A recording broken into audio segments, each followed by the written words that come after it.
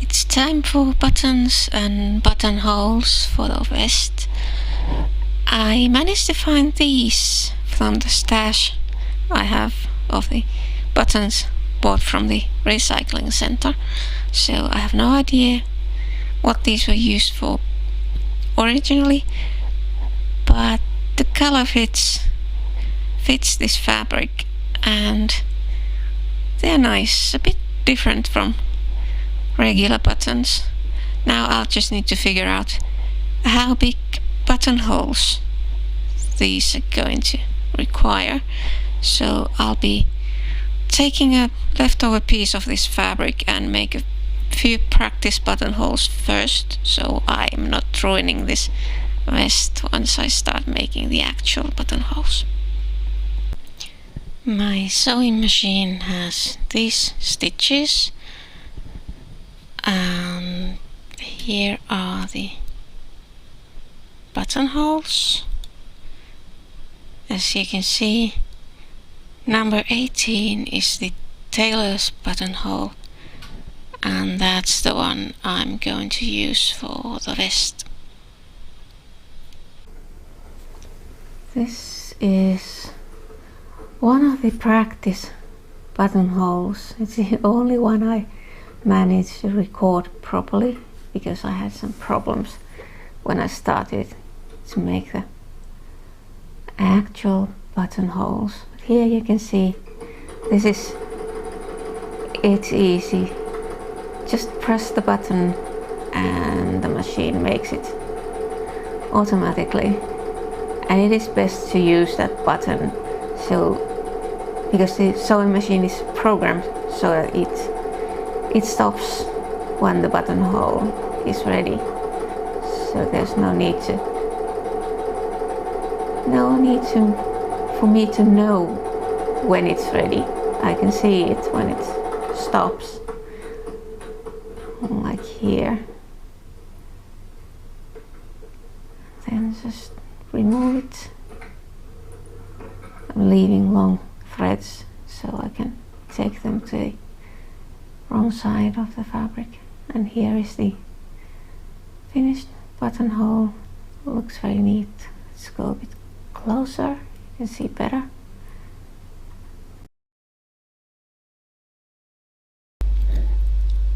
I have now marked the places for the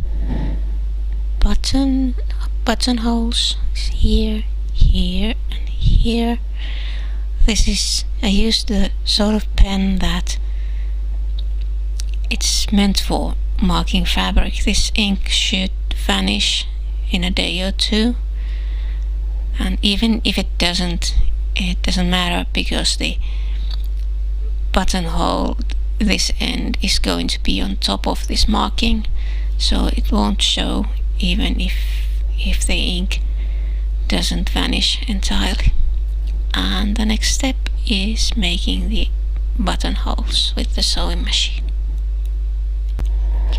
I managed to make the buttonholes, but I think this fabric is too close to the limits of what the sewing machine can do, because it messed up the first time, the second and third buttonhole, so I had to unravel those and then make them again. And even then this bottom one doesn't look quite the same, but I decided that I'm not gonna mind about it. It's good enough. And as you can see, it's not very neat on this side, so there's some of that mess remains because it was so hard to remove all the pieces of the thread. But it is what it is. It's good enough. And then the last part is to sew the buttons and the placements. You just put these edges together and then push a pin through here so you'll get where it's supposed to be on this other piece. That's the most reliable way of marking the button placements. Oh, and here is the pen I was using, trick marker. That's the one with the vanishing ink, hopefully vanishing. I've only used this I think once, and it took I think 3 days for the ink to vanish, but it did. But anyway, it doesn't show. I checked this and it doesn't show here, so it doesn't matter if it vanishes or not. So on to sewing buttons, and I think I'm doing that by hand.